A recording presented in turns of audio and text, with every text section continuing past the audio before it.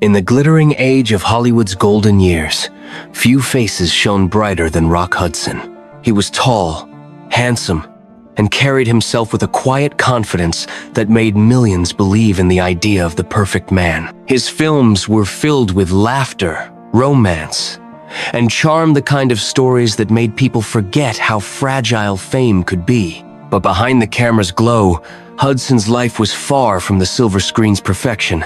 Those close to him would later recall a man both gentle and private, someone who lived under immense pressure to remain flawless in the eyes of the world. By the early 1980 seconds, that pressure had taken its toll.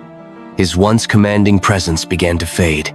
His public appearances grew rare, and rumors quietly followed him wherever he went. Few knew the truth about the silent battle that had begun inside his body. On October 2nd, 1985, inside a quiet home in Beverly Hills, the world lost not just an actor but a symbol. When news broke that Rock Hudson had died, headlines around the globe trembled. It wasn't merely the death of a star. It was the first time Hollywood confronted a reality it could no longer hide. That day, the myth shattered, and the man behind it was finally seen. This is the story of Rock Hudson, the hero who embodied strength, and the human being who carried a secret the world wasn't ready to face. Long before he became one of Hollywood's most admired leading men, Rock Hudson was just a quiet boy named Roy Harold Scherer Jr., born on a cold November morning in 1925 in Winnetka, Illinois. His beginnings were humble. His father worked as an auto mechanic, while his mother, Catherine, took small jobs to keep the family afloat during the Depression years. When Roy was still a child, the family fractured. His father left, and the boy grew up watching his mother struggle to rebuild her life. She remarried a man named Wallace Fitzgerald, and young Roy took his stepfather's surname for a time. But even with a new name, stability was something he never truly knew. Teachers remembered him as polite but distant, a boy who rarely drew attention to himself, yet carried a quiet dream of being on stage. After high school, the world was at war. Roy enlisted in the U.S. Navy, serving during the final years of World War II. Those years would shape his discipline and stoicism, traits that later defined his screen persona. When he returned to civilian life, he worked a series of modest jobs, truck driving, factory shifts, all while holding on to the dream of breaking into Hollywood. In 1947, he packed up everything he owned and moved to California. The road was uncertain, but fate intervened when he crossed paths with Henry Wilson, a talent scout known for crafting stars out of ordinary men. Wilson saw potential in the shy ex-sailor and gave him a new name, Rock Hudson. A name meant to sound unshakable, strong as a rock, timeless as the Hudson River. That was the moment Roy Harold Scherer vanished, and Rock Hudson was born. A legend was being shaped not by destiny, but by design. By the early 1950 seconds, Hollywood had found its new ideal of masculinity.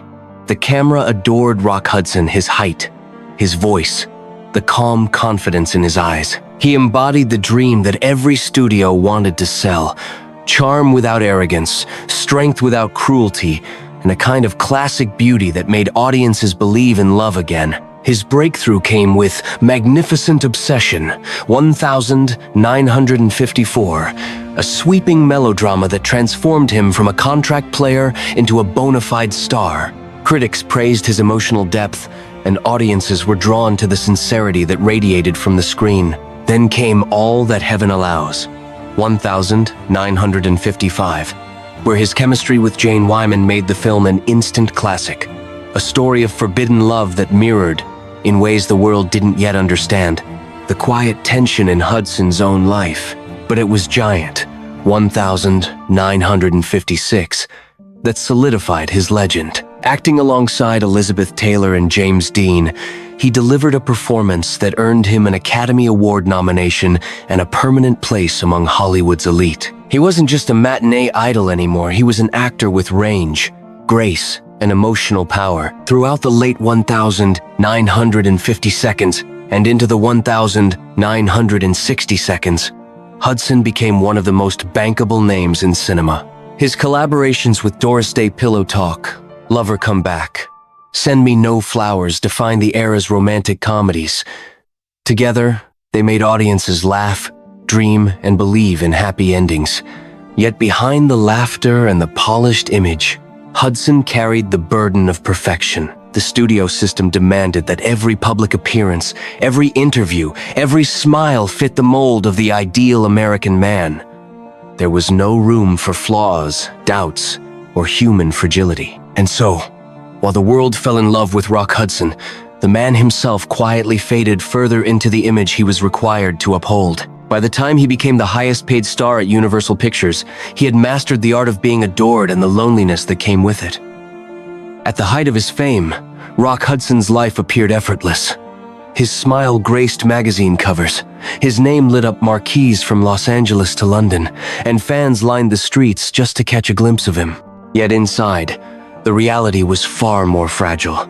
The more Hollywood idolized him, the more he had to hide behind the image it demanded. Studio contracts in the 1,950 seconds came with invisible chains.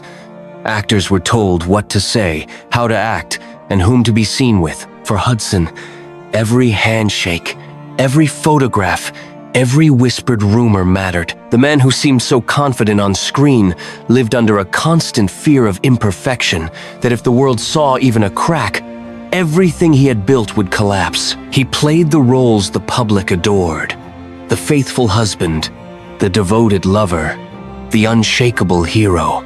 But when the camera stopped rolling, he withdrew into silence. Friends from those years would later describe him as kind, soft-spoken, and generous, yet always guarded, as if carrying an invisible weight. There were moments of genuine happiness, quiet evenings with close friends, laughter during filming with Doris Day, and the pride of seeing his work admired worldwide. But even in those moments, he seemed to live as two men, the one the world celebrated, and the one known only to a few who understood his struggles with fame's unforgiving light. Hollywood was a world of illusions, and Hudson became its most flawless creation. Every glance was rehearsed, every interview measured, every secret carefully protected. He lived a life that many envied, but few would have survived. By the end of the 1,960 seconds, the world around him began to change. The old studio system was fading, new stars were rising, and the rules of fame were being rewritten. For Rock Hudson, it marked the beginning of a quieter, more uncertain chapter one that would test not his stardom, but his strength as a man. The golden glow of Hollywood rarely lasts forever. By the early 1,970 seconds, the era of grand studio romances and idealized heroes was fading. A new generation of actors, raw, rebellious, and unfiltered, had taken over the screen. For Rock Hudson, who had built his career on grace and restraint, the world he knew was slipping away. He began to choose his roles more carefully, venturing into television, a move that many film stars of his stature once considered a step down. Yet Hudson saw it as evolution, not decline. In 1971, he debuted in the NBC series McMillan and Wife, playing Police Commissioner Stuart McMillan opposite Susan St. James. The show became a hit, running for 6 seasons and proving that he could still command an audience, even as Hollywood itself transformed. Off-screen, Hudson faced the same challenge that every aging star eventually confronts: the quiet erosion of fame. The scripts that once arrived daily now came less often.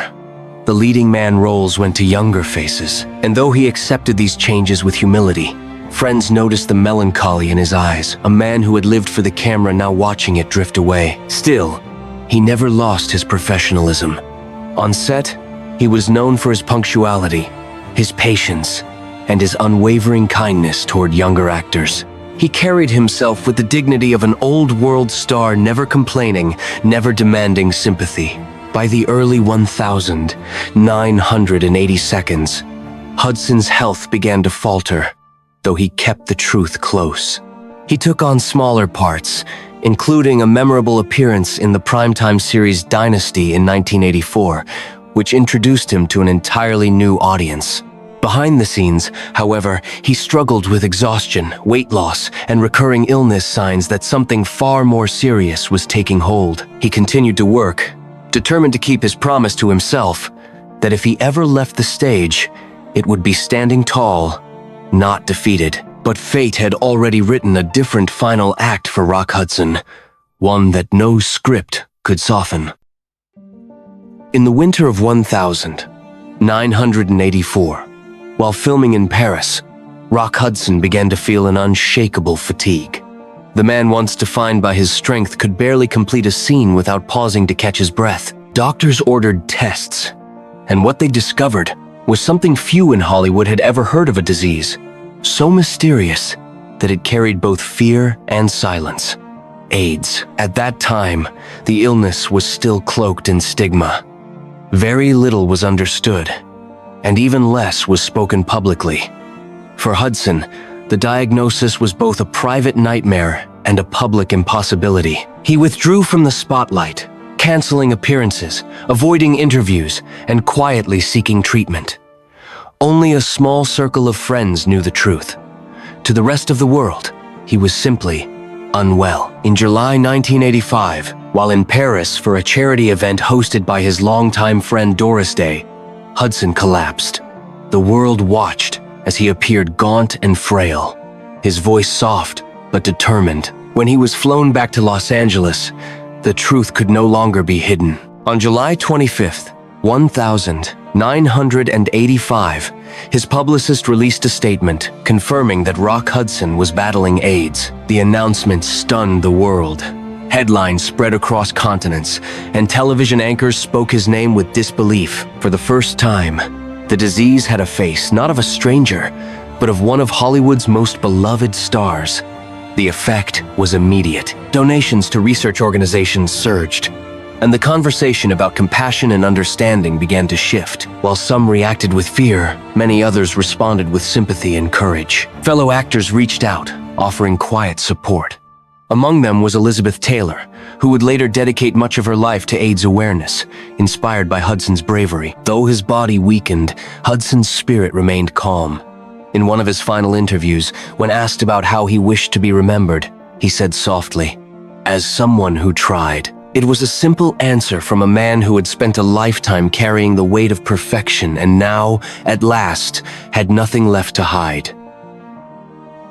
By the summer of 1985, Rock Hudson's health had deteriorated beyond recovery. He was brought back to his home in Beverly Hills, a quiet sanctuary surrounded by palm trees and memories of a life lived under the brightest lights. The house, once filled with laughter and parties, had become a place of stillness, curtains drawn, phone lines busy, and the outside world waiting for updates that grew grimmer by the day. Doctors cared for him in silence, and a few close friends visited discreetly.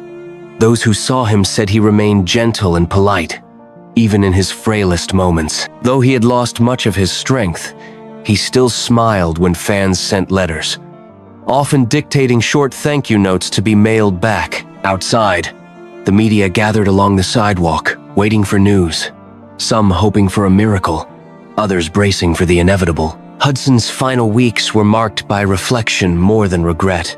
He reportedly spent hours listening to soft music, looking through old photographs, and reading messages from around the world from people who told him that his courage had given them strength. In his quiet way, he had become a symbol of compassion, even while fighting the very illness that terrified the public. On the morning of October 2nd, 1985, Rock Hudson passed away peacefully in his sleep. He was 59 years old. The announcement came hours later, and within minutes, news stations around the world interrupted their programs. In cities from Los Angeles to Tokyo, people stopped what they were doing. The shock was immense. Hollywood's most admired gentleman had fallen, and the myth of invincibility had vanished with him. His funeral was private, attended by only a handful of close friends. There were no red carpets, no flashbulbs, only silence, flowers, and the scent of rain on Beverly Hills streets. But outside that small circle, millions mourned. Candles were lit in front of theaters where his films once played, and letters poured in from fans who felt they had lost more than an actor, they had lost a part of an era. In the months following his passing, something remarkable happened. What began as mourning soon transformed into a movement. Rock Hudson's name, once synonymous with glamour and romance, became a symbol of courage, compassion, and truth. The silence surrounding AIDS began to crack, and people finally started to speak openly about the disease, not in whispers, but in determination. His dear friend Elizabeth Taylor led that charge.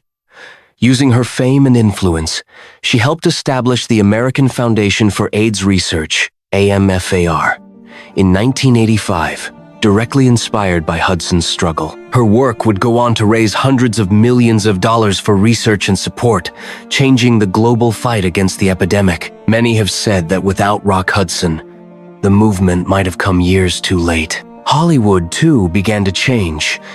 The industry that once forced perfection began to embrace humanity. Films and television started portraying illness, grief, and identity with empathy rather than fear. Younger stars learned that vulnerability was not weakness, and compassion was not a liability. For a generation that grew up believing heroes never fell, Hudson's story taught them that courage could exist even in fragility. Today, decades later, his name still evokes both nostalgia and respect. Critics have reevaluated his performances, seeing in them the subtle layers of a man who carried much more than the roles he played. Movies like Giant, All That Heaven Allows, and Pillow Talk continue to live on not just as cinema classics, but as echoes of a time when dreams seemed indestructible. Rock Hudson's final gift to the world was not his films, nor his fame, but his humanity. In showing the world his vulnerability, he unknowingly opened the door to compassion. His death forced the world to confront what it had long ignored, that pain and dignity can coexist, and that truth, no matter how painful, can still bring healing. As one journalist wrote after his passing, Rock Hudson gave us stories on screen, but in his final act, he gave us something greater, the courage to care. If you believe stories like this deserve to be remembered, subscribe to Tragic Hollywood, where we honor the stars who once made the world dream and the truths that changed it forever.